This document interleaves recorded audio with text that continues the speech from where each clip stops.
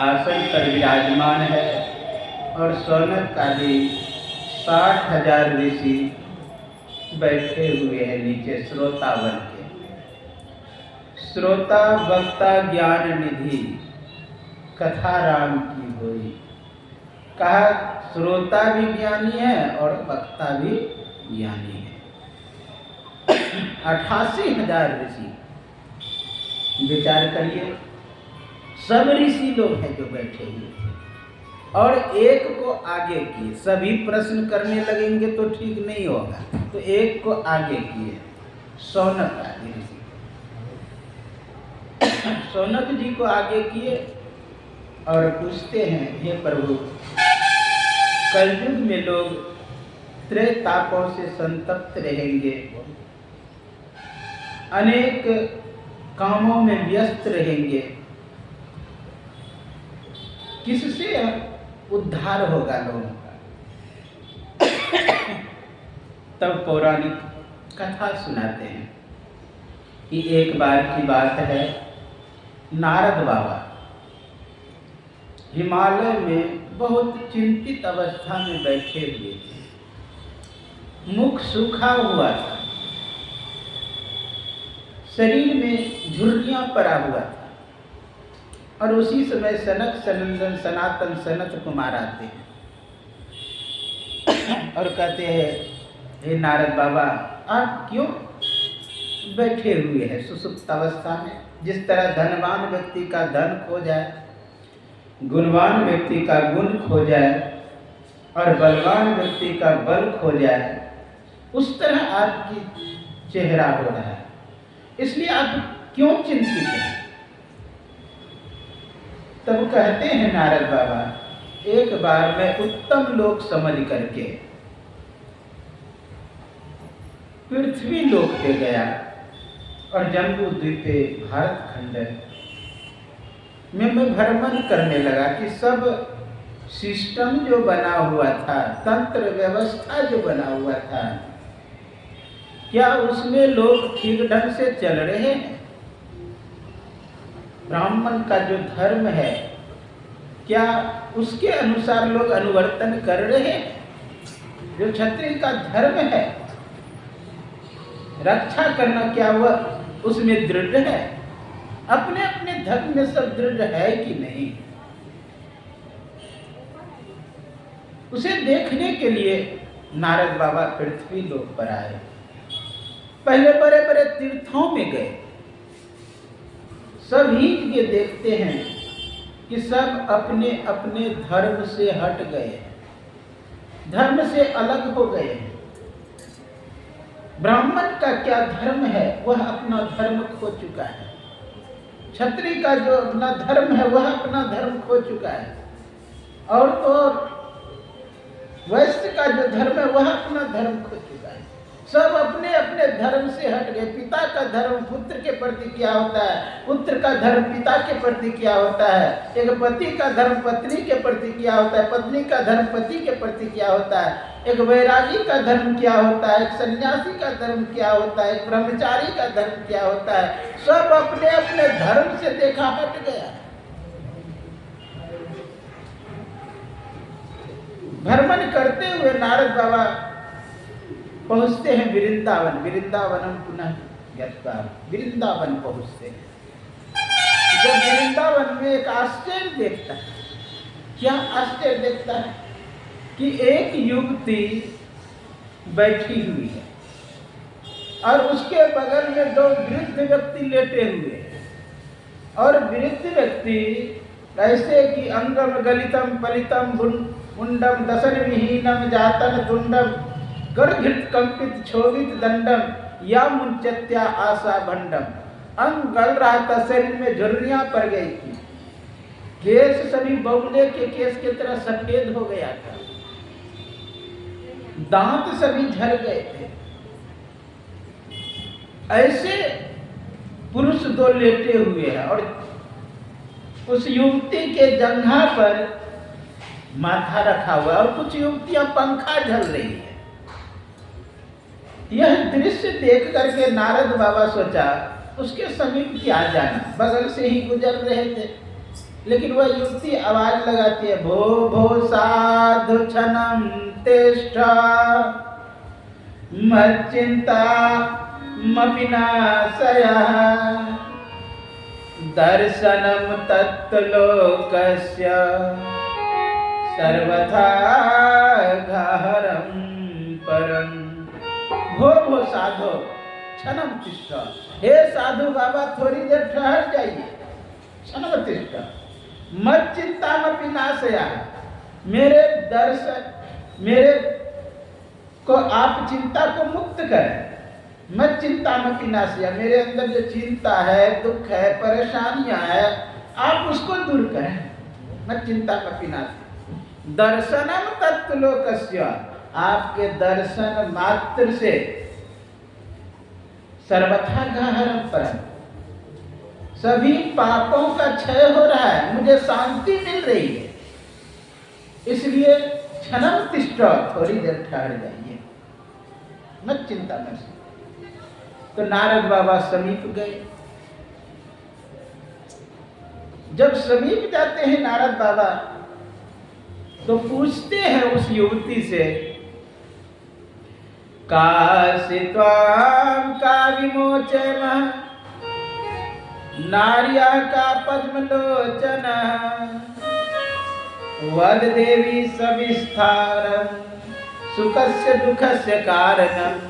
हे देवी बताओ तुम कौन हो?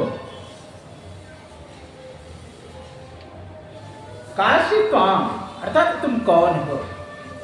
का विमोचन नार्या का पद्म लोचना, यह स्त्रियां कौन है? वद देवी सविस्तारम, बोलो विस्तार से, सुखस्य दुखस्य कारण, तुम्हारे दुख का कारण क्या है? विस्तार से तुम बोलो। सुखस्य दुखस्य कारण, सुख दुख का कारण क्या है? तो वह युवती कहती है, अहम भक्ति रीति ख्यात, मेरा नाम भक्ति है। इमो में तनियो मत है, ये दोनों मेरे पुत्र हैं, जो बूढ़े लेटे हुए हैं ये दोनों पुत्र हैं। इमो में तनियो मत है,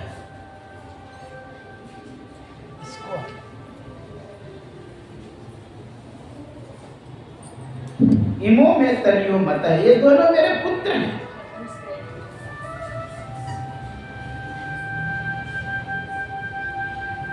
और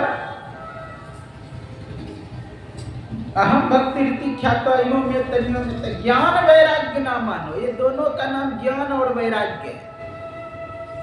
काल योग जर्जरे, काल योग के वशीभूत होकर के ये बूढ़ा को प्राप्त हो गया है। चिंता की बात तो यही है कि लोग क्या कहेंगे कि मां जवान है और पुत्र बूढ़ा है, लोग क्या कहेंगे? इसलिए यही चिंता है, यही दुख है। आप इस दुख का निवृत्ति करें, दुख से आप उपराम हो जाएं, तब भगवान नारद आंख बंद करके बैठते हैं और देखते हैं कि ये तो कलयुग का प्रभाव है। कलयुग के प्रभाव के कारण ज्ञान वैराग्य बुढ़ापा को प्राप्त हो गया। जब तक ज्ञान वैराग्य सचेत नहीं होगा तब तक लोग मुक्ति को नहीं प्राप्त कर सकते। ज्ञान वैराग्य कलयुग के प्रभाव से बूढ़ा हो गया। तो नारद बाबा कहते, अहो चिंता दुरा कदम, तुम क्यों चिंता करती हो? श्री कृष्णाचरणाम्बुज दुख गमिष्यति। अगर श्री कृष्ण का तुम स्मरण करोगे तो सभी दुख गमिष्यति, सभी दुख समाप्त हो जाएगा। इसलिए तुम कृष्ण का चिंतन करो। द्रौपदी जो परित्राता, उदाहरण दिया, द्रौपदी ने चिंतन की, भगवान को याद किए तो उनका दुख निवृत्त हो गया। आप लोग जानते हैं कि भरी सभा में दुशासन खींच करके द्रौपदी को लाए, केस पकड़कर, और भरी सभा में साड़ी पकड़ के खींचने लगे। उसी समय मन में आती है द्रौपदी को कि किसी का एक पति होता है तो वह दुर्दिन दुर्व्यवहार देखने को नहीं मिलता है, मेरे तो 5 पति हैं, क्या उसके समक्ष भी ऐसा दुर्दिन दुर्व्यवहार देखने को मिलेगा? बड़ी आर्त हृदय से, अंदर से व्याकुल होकर के, परेशान होकर के पति की ओर देखती है कि कुछ सहायता मिल जाए। लेकिन देखते हैं कि 5 पति जी सर झुकाए बैठे हुए। फिर सोचती है कि मैं ऐसे की सभा में हूं, जब तक हाथ में अस्त्र हो तब तक पराजय का मुख ना देखना पड़े, अर्थात द्रोणाचार्य। वो गुरु थे, कुल गुरु। द्रोणाचार्य भी बैठे हुए थे और ज्यों ही उसके ओर दृष्टिपात करते हैं, देखते हैं वह भी सर झुकाए बैठे हुए। फिर सोचते हैं कि ऐसी की सभा में मैं हूं जो इच्छा मृत्यु का कवच पहन करके बैठा हूं। मरने की इच्छा नहीं हो ना तो गेट पे बैठ करके वो भी प्रतीक्षा करे, कब कहेंगे कि मुझे लेकर के जाए। मृत्यु देवता भी जिसे देख करके प्रतीक्षा करे। उस सभा में ऐसे धनुर्धर बैठे हुए, अर्थात भीष्म पितामह। उसके ओर भी दृष्टिपात किए तो वह भी सर झुकाए बैठे। फिर सोचती है ऐसे सम्राट के दरबार में हूं जो चक्रवर्ती कहे जाते हैं, अर्थात धृतराष्ट्र। उसके ओर भी देखे वह भी सर झुकाए हुए। वो तो अंधे थे ही, वो कर्म से भी अंधे थे। ये कथा व्यास कह रहे थे धृतराष्ट्र नहीं, वो तो धूर्तराष्ट्र है।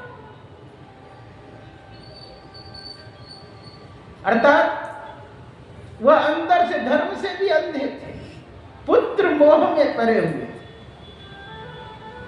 नहीं बोल पाया कि यह अन्याय हो रहा है। अंतिम में सोचती है कि मैं छत्रानी हूं, मैं अपना रक्षा स्वयं कर सकती हूं। जोर से साड़ी को पकड़ी लेकिन एक भी ना चली। अंतिम में सोचती है कि मैं बेइज्जत हो जाऊंगी। दोनों हाथ उठा करके, समर्पित हो करके कहते हैं, दुख हरो द्वारिका नाथ शरण में तेरे। बहुत सुंदर का पुकार लगाई, सुनो मुरारे बात हमारे, लाज बचाओ हमारी, करे हो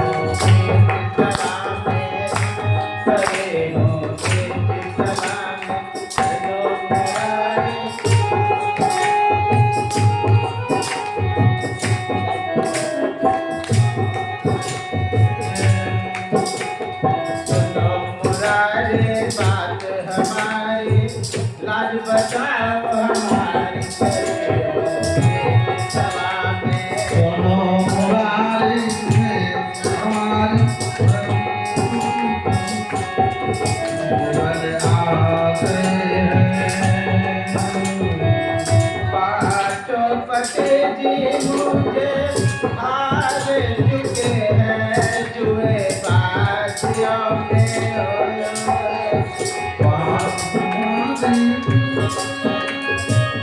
हार गए हैं जुए बाज में तो मुरारी बात हमारी आज बताओ हमारी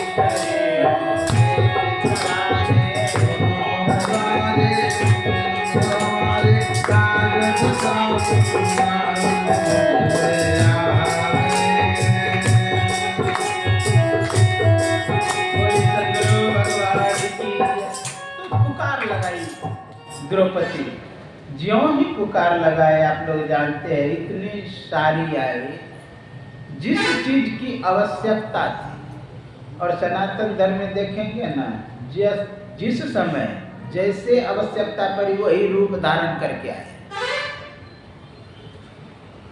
अब विचार करिए शुरुआत सृष्टि में जब हुई तो मत्स्य पहले जल में और फिर जल में और सूखा में जो रहे वही आए अर्थात कच्छप रूप, फिर नरसिंह रूप या शुकर रूप, आधा मनुष्य आधा जानकर, जिस चीज के से वैसे रूप में आ गए भगवान। यहाँ पर सारी की आवश्यकता थी तो सारी इतनी कि खींचते खींचते दुशासन थक गए, गिर गए परेशान होकर के सारी पर थोड़ा सा सारी दब गया तो लगा कि नहीं अभी नहीं पूरा खींचा गया, फिर खींचने लगे, फिर परेशान होकर के गिर गए। अंतिम में कहते हैं कि नारी बीच सारी की सारी बीच नारी, नारी ही सारी है कि सारी ही नारी है, अर्थात पता ही नहीं लगता है कि नारी बीच सारी है कि सारी बीच नारी है, या नारी सारी है या सारी है। भगवान को आने में देर नहीं लगता है, कृपा करने में विलंब नहीं, हमें पुकार में विलंब होता है। हम लोग पुकारते नहीं उतना होकर, उतने याद नहीं करते। याद का उल्टा होता है दया, या का दो याद लिखते हैं उल्टा लिखिए अक्षर को, क्या होता है दो या का दया। हम याद ही नहीं कर पाते। आप लोग सुने होंगे कौन कहते हैं घनश्याम खाते नहीं, उसे भिलनी हृदय से खिलाते नहीं। कौन कहते हैं घनश्याम नाचते नहीं, गोपी हृदय से उसे नचाते नहीं। अर्थात हृदय वैसा होना चाहिए। भगवान तो जिस रूप में लोग बनाना चाहते हैं उस रूप में बन जाते हैं। अब विचार करिए, एक बार भगवान नरसिंह रूप में आए, किस लिए? भक्त के रक्षा के लिए। एक बार शुकर रूप में आए, किस लिए? भक्त की रक्षा के लिए। और कई कई स्त्रियों का रूप धारण किया, कभी कुछ रूप धारण किया, कितना रूप धारण किया भक्तों के रक्षा। लेकिन एक बार की बात है, भक्त को उन्हीं के कल्याण के लिए एक रूप दिया। आप लोग सुने होंगे बंदर का। और जब बंदर का रूप दिए तो भगवान पे क्रोधित हुए, उसी को साप दे दिए भगवान को ही, जबकि उसी के उपकार के लिए बंदर का रूप नारद को दिए। एक बार नहीं सहन कर पाए भगवान, तो क्या क्या नहीं सहन करते। इस सृष्टि के रक्षा के लिए आप लोग जानते हैं वृंदा के पास भगवान गए तो ये जो जलंधर है वह मारा गया।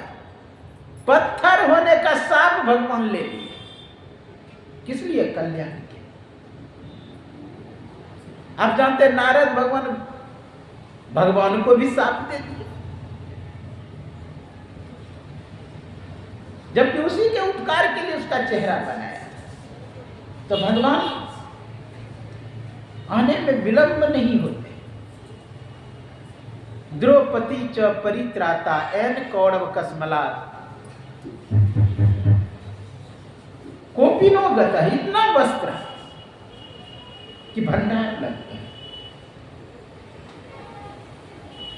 तो नारद बाबा कहते हैं क्यों तुम चिंता करती हो, भगवान का स्मरण करो, दुख चला जाए। मैं देख लिया किस कारण से ये वृद्ध हुए हैं।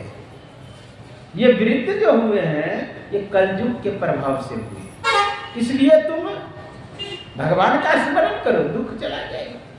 कहा नहीं नारद बाबा, आप ही कुछ प्रयत्न करें, आप ही कुछ पुरुषार्थ करें। मुझे तो आता भी नहीं है क्या करना चाहिए क्या नहीं करना चाहिए, कैसे मुझे भजन करना चाहिए, कैसे याद करना चाहिए, मुझे नहीं आता। इसलिए आप ही कर दें मेरे तरफ से। जानते नारद बाबा गीता पाठ करने लगे, गीता पाठन मुहुर्मुहु, बार बार गीता पाठ कर रहे हैं।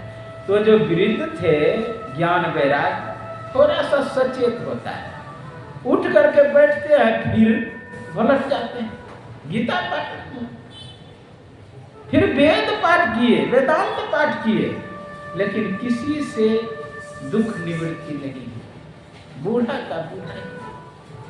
उसी समय आकाशवाणी हुई, सत्कर्मणे कृते तस्मिन्, हे नारद सत्कर्म करो। अब नारद बाबा सोचता है गीता पाठ कर दिए, वेद वेदांत पाठ कर दिए, अब फिर भी कह रहे कि सत्कर्म करो। सत्कर्म क्या होता है? अब नारद बाबा बहुत चिंतित हो गए। गीता पाठ किए, वेद वेदांत पाठ किए, लेकिन फिर भी कहे सत्कर्म, क्या ये सब सत्कर्म नहीं है? अब पूछने के लिए नारद बाबा चले संत महात्माओं से कि सत्कर्म क्या होता है। जब नारद बाबा हरिद्वार पहुंचे, पता चला ऋषि मुनि को कि नारद बाबा भक्ति के दुख निवृत्ति के लिए गीता पाठ किए, वेद वेदांत पाठ किए, लेकिन आकाशवाणी हुई कि सत्कर्मणे कृते, तो सत्कर्म करो। अब लोगों के मन में अब सत्कर्म क्या होता है? गीता पाठ हो गया, वेद वेदांत का पाठ हो गया। तो जो नहीं जानते थे महात्मा लोग मौन हो गए कि हमको पूछेगा तो मैं बोलूंगा कि मैं मौन हूं। जो नहीं जानते थे महात्मा वो और साइड चले गए गुफा में ध्यान करने के लिए कि हमसे नहीं पूछेंगे, नहीं तो मेरी बदनामी हो। अनेक साधु महात्मा पकड़ हो गए। नारद बाबा धीरे चलते हुए बद्री का आश्रम पहुंचे, वहीं पर चिंतित होकर के बैठे हुए थे। उसी समय सनक सनंदन सनातन सनत कुमार चारों ऋषि उधर से आते हैं और कहते हैं कि हे राजन, हे ऋषिवर, आप यह बता दें आप चिंतित क्यों हैं? वही नारद बाबा बता रहे हैं कि यही कारण है दुख का। सत्कर्म क्या होता है मुझे पता ही नहीं था। अरे नारद, श्रीमद् भागवत महापुराण का कथा करना सत्कर्म है, क्योंकि वो सत्संग रूपी ग्रंथ है, सत्संग रूपी ग्रंथ।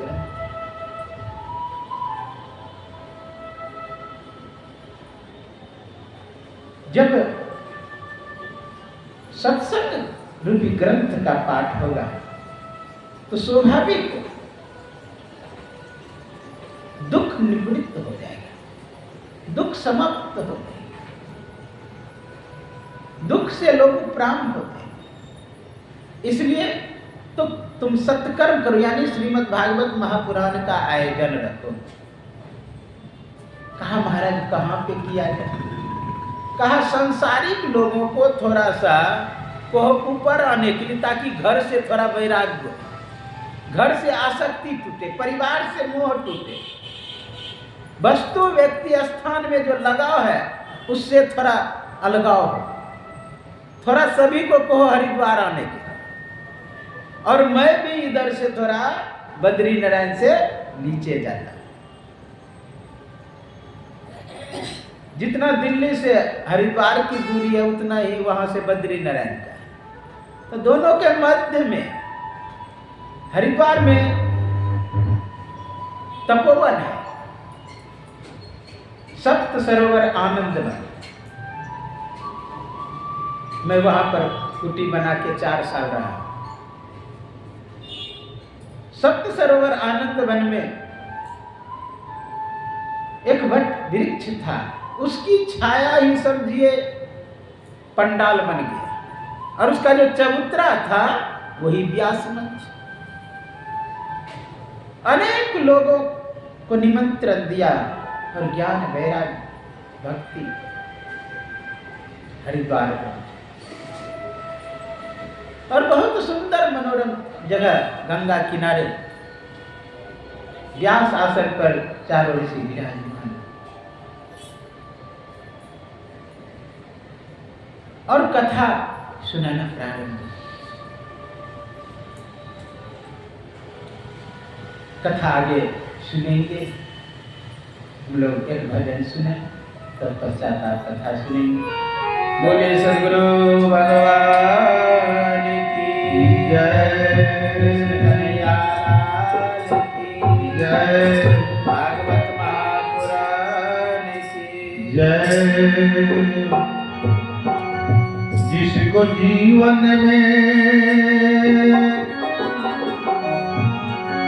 जिसको जीवन में मिला सत्संग है, उसको हर घड़ी आनंद ही आनंद है।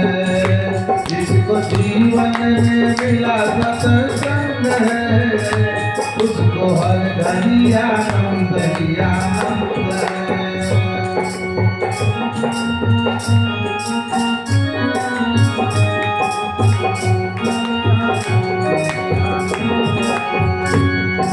ईश्वर से जोड़ा संबंध है, उसको हर घड़ी आनंद ही आनंद है। जिसको ईश्वर से जोड़ा संबंध है, उसको हर घड़ी आनंद ही आनंद है।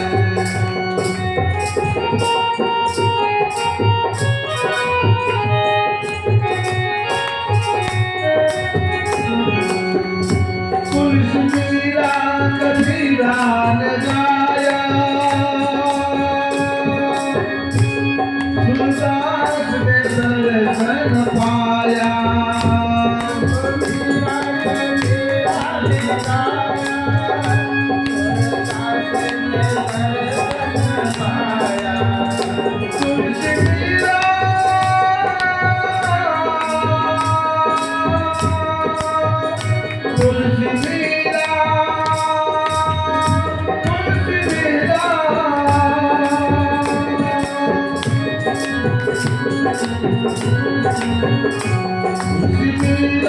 कबीरा ने गाया, सूरदास ने दर्शन पाया।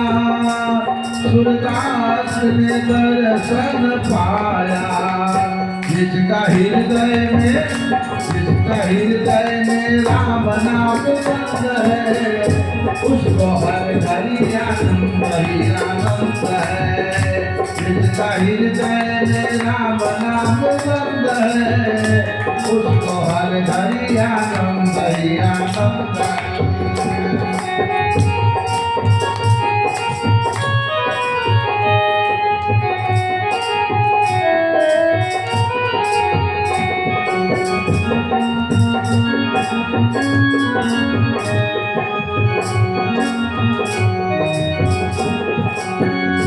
जिसका जीवन सच्चाई में ढल गया, उसका पापों का पर्वत भी गल गया।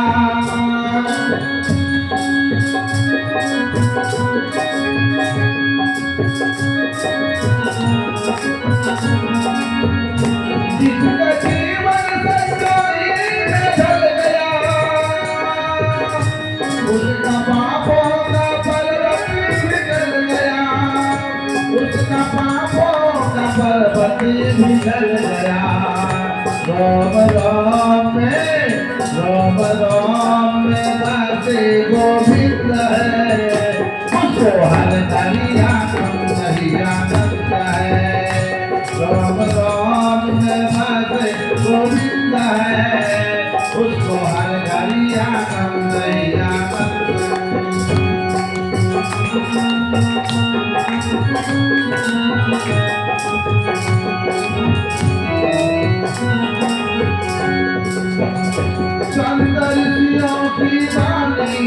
मानो तत्व क्या है जगत का ये जानो